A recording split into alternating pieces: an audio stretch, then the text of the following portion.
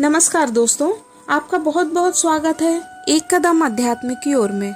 दोस्तों, शूर्पणखा के बारे में हम सभी जानते हैं। वह रावण की बहन थी और लक्ष्मण जी ने उसके नाक कान काट दिए थे।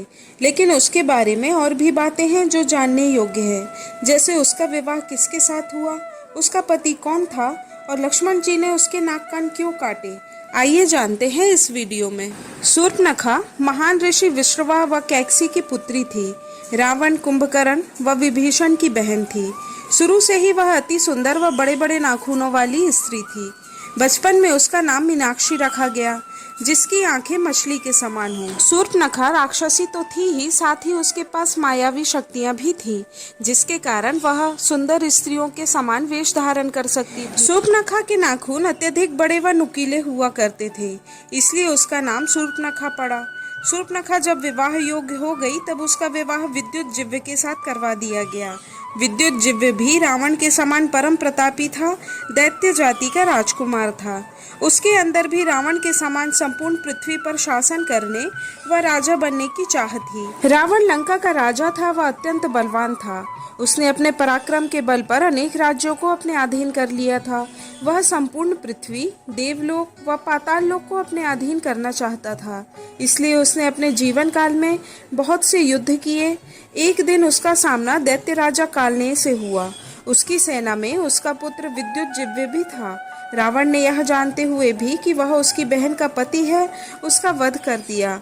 जब शूर्पणखा को विद्युत जिह्व की मृत्यु का समाचार पता चला तो वह अत्यंत क्रोधित हो गई। उसके अंदर रावण से प्रतिशोध लेने की अग्नि धधक रही थी। इसी प्रतिशोध की अग्नि में उसने रावण को श्राप दिया कि उसकी मृत्यु का कारण वही बनेगी। चूंकि रावण ने भगवान ब्रह्मा, विष्णु व शिव की कठोर तपस्या करके अनेक वर प्राप्त किए थे, इस कारण उसे वरदान था कि उसकी मृत्यु किसी देवता, राक्षस, दैत्य, दानव, असुर, गंधर्व, किन्नर, सर्प, यक्ष, गरुण, नाग व गिद्ध से नहीं होगी। शूर्पणखा भी एक राक्षसी थी, तो वह भी रावण को नहीं मार सकती थी। वह कभी रावण के पास रहती और कभी अपने भाई खर व दूषण के साथ रहने लगी थी, जो समुद्र के उस पार दंडकारण्य वन में रहते थे। एक दिन शूर्पणखा दंडकारण्य वन में विचरण कर रही थी। उसकी नजर भगवान श्री राम की कुटिया पर गई। उसने श्री राम को देखा तो उनके सुंदर शरीर को देखकर उन पर मोहित हो गई। वह उनकी कुटिया में गई, भगवान राम के सामने विवाह का प्रस्ताव रखा। भगवान श्री राम ने स्वयं के विवाहित होने की बात कहकर उसके प्रस्ताव को विनम्रता पूर्वक ठुकरा दिया। श्री राम के प्रस्ताव के ठुकराने के पश्चात उसने उनके छोटे भाई लक्ष्मण के सामने वही प्रस्ताव रखा। उसके इस प्रस्ताव को सुनकर लक्ष्मण जी हंसने लगे और उन्होंने कहा कि मैं तो प्रभु श्री राम का दास हूँ।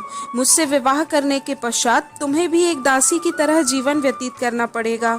अतः उन्होंने उसका प्रस्ताव ठुकरा दिया। जब दोनों भाइयों ने उसका विवाह का प्रस्ताव ठुकरा दिया तो शूर्पणखा को अत्यंत क्रोध आ गया।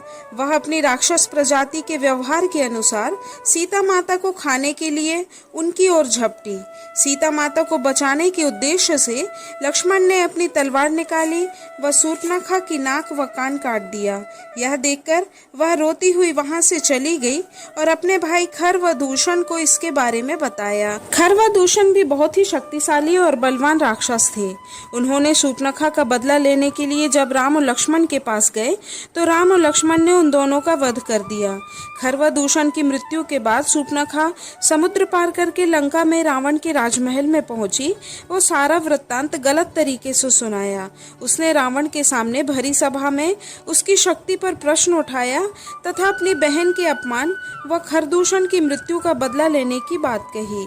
इसके साथ ही वह रावण की स्त्री के प्रति प्रेम को भी भली भांति जानती थी, इसलिए उसने रावण के सामने सीता माता की सुंदरता का बखान किया व रावण के लिए उसे एक उत्तम स्त्री बताया। रावण सीता के बारे में ऐसा विवरण सुनकर विचलित हो उठा। अपने अहंकार के मद में रावण ने माता सीता का अपहरण कर लिया और प्रभु श्री राम ने माता सीता को वापस पाने के लिए उसका वध कर दिया। कुछ संतों के अनुसार शूर्पणखा ने जानबूझकर राम और लक्ष्मण को क्रोध दिलाया था। जब रावण ने अपने लिए वरदान मांगा तब उसने देव, असुर, गंधर्व, किन्नर आदि लोगों का नाम तो लिया, परंतु नर व वानर का नाम नहीं लिया। इस कारण रावण की मृत्यु का कारण नर व वानर हो सकते थे। जब शूर्पणखा को भगवान श्री राम और लक्ष्मण की शक्ति के बारे में पता चला तो उसने अपने भाई रावण से अपने पति की मृत्यु का बदला लेने के लिए यह सब षड्यंत्र रचा और अंततः रावण की मृत्यु श्री राम के हाथों हुई, जिसमें वानरों का भी बहुत बड़ा सहयोग था। दोस्तों, यह कहानी आपको कैसी लगी कृपया कमेंट करके ज़रूर बताएं। ऐसी ही और नई नई वीडियो देखना चाहते हैं तो चैनल को कृपया सब्सक्राइब करें और देखते रहें एक कदम आध्यात्म की ओर। धन्यवाद। जय श्री राम।